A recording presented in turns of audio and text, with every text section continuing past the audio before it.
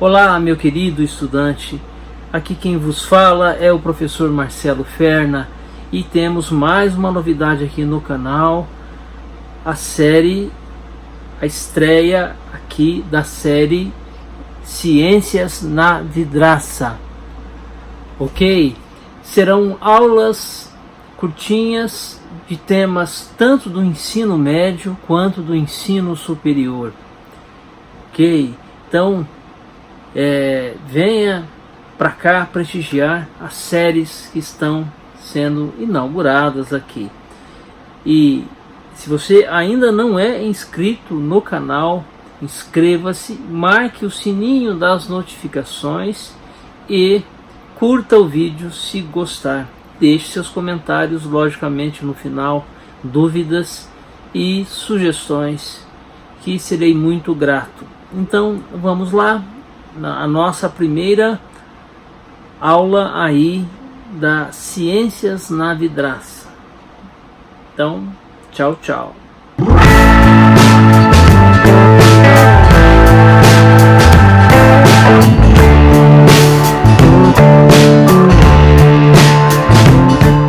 Bem, vamos falar da solubilidade dos gases. Muito importante para se entender a dissolução do gás no sangue. Bom, a concentração de um determinado gás no sangue depende da pressão deste gás e depende da solubilidade, que vamos chamar de alfa. Ok? Então, olha bem, essa é a chamada lei de Henry, tá? Que diz que a concentração de um gás em líquido, que no caso é o plasma do sangue, vai depender de sua pressão parcial, tá? E de sua solubilidade, tá? A solubilidade depende da química, depende da molécula em questão. Os nossos gases que estamos explorando aqui, os gases respiratórios, o oxigênio e o dióxido de carbono, apresentam solubilidades diferentes. Observe a solubilidade do oxigênio. A solubilidade do dióxido de carbono é bem maior. Tá. Então, aqui a gente pode notar, nessa figura aqui ao meu lado, a primeira, nós temos o nosso alvéolo a 100 ml de mercúrio de PO2.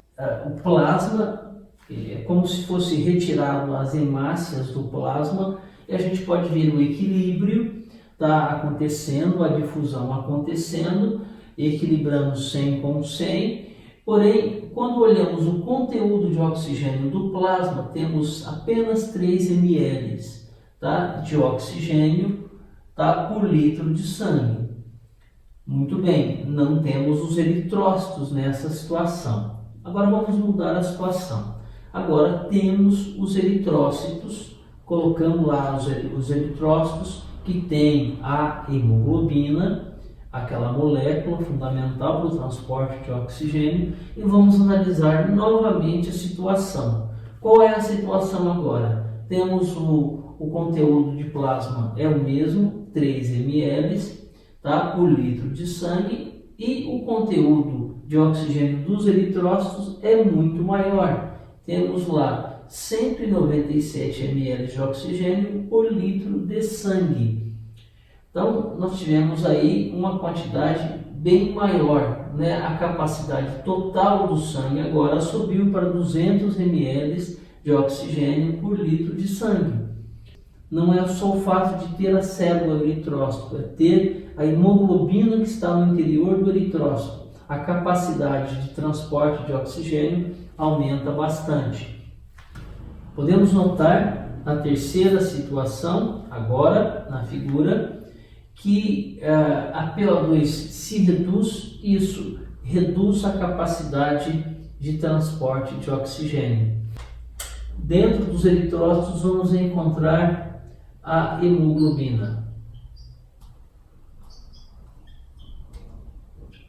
A hemoglobina é uma proteína tetramérica com 4 cadeias, né? A hemoglobina ela tem 2 cadeias alfa, duas cadeias beta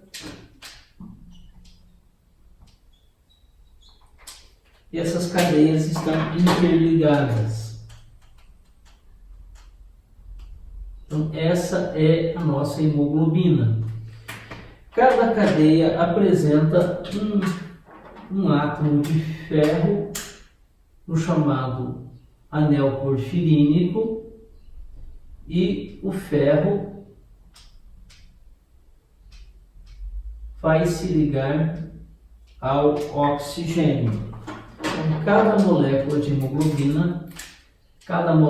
hemoglobina pode se ligar a 4 moléculas de oxigênio. Ok, então a hemoglobina vai se saturar. Então a gente tem aqui a hemoglobina reagindo com o oxigênio,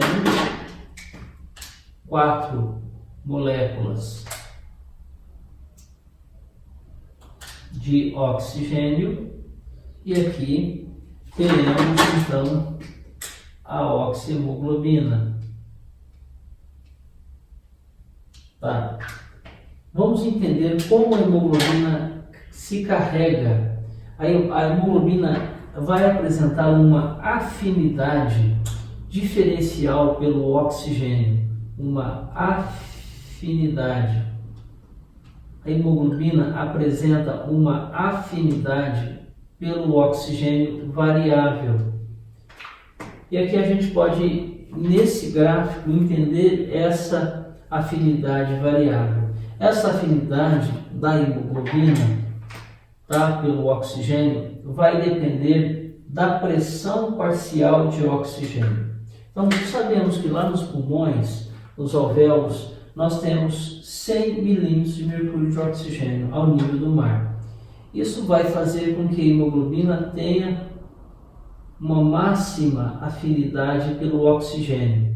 Quando analisamos, vamos perceber que quase 100% da hemoglobina se carrega com oxigênio.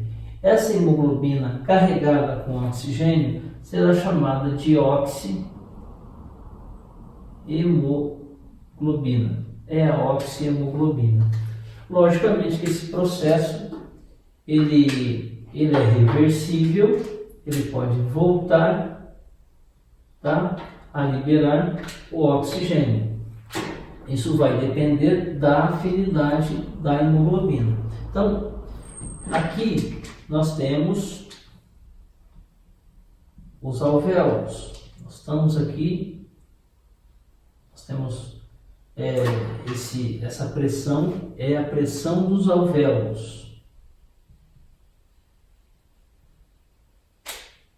Pressão dos alvéolos. Quando a hemoglobina que está no eritrócito caminha e vai para os tecidos, lá nos tecidos, como já vimos na aula anterior, a pressão é menor, a pressão de oxigênio cai para 40 ou menor do que 40. Então, lá nos tecidos, olha bem, a hemoglobina fica menos afim do oxigênio e libera uma quantidade de oxigênio.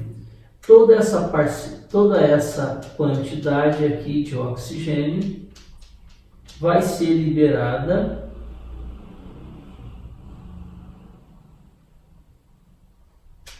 para os tecidos.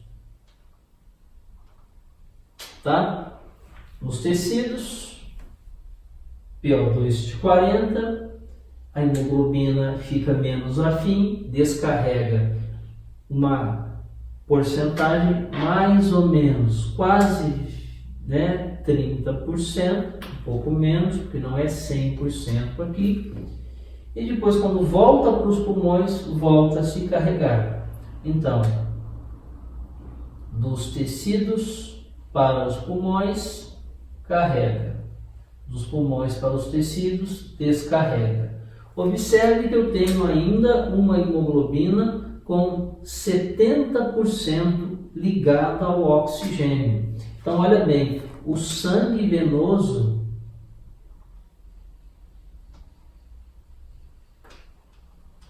tem um reservatório bastante elevado de oxigênio, de 70%. A hemoglobina está, o sangue venoso tem hemoglobina 70% carregada de oxigênio. Logicamente que essa afinidade da hemoglobina vai variar, pode variar. Ela pode variar da seguinte forma: ela pode ficar menos afim ou ela pode ficar mais afim ainda. Ela pode fazer um negócio assim.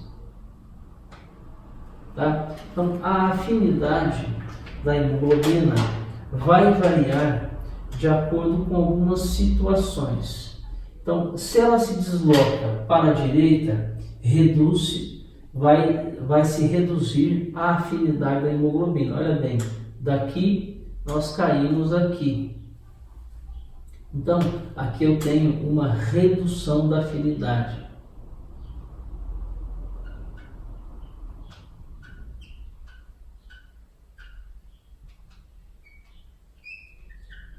Essa redução da afinidade tem a ver com alguns fatores. Então, desvio para a direita, redução de afinidade. Desvio para a esquerda, uma afinidade maior ainda. Tá? Um aumento de afinidade. Então, para cá, desvio para cá, aumento de afinidade.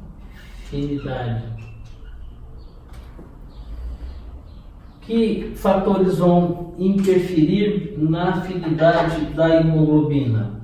Tá? A afinidade da hemoglobina vai ser interferida pelos seguintes fatores. Que fatores vão reduzir a afinidade da hemoglobina? Então temos o aumento da PCO2, a redução de pH e o aumento de temperatura, que são características dos tecidos. Aumento da PCO2, redução do pH, tá? Aumento da PCO2, redução do pH, porque o CO2 se reage com água e forma ácido carbônico, e aumento da temperatura. E pode existir também a influência de determinadas moléculas em cima da hemoglobina. Pro lado de lá, eventos opostos: redução de PCO2, aumento de pH, redução de temperatura.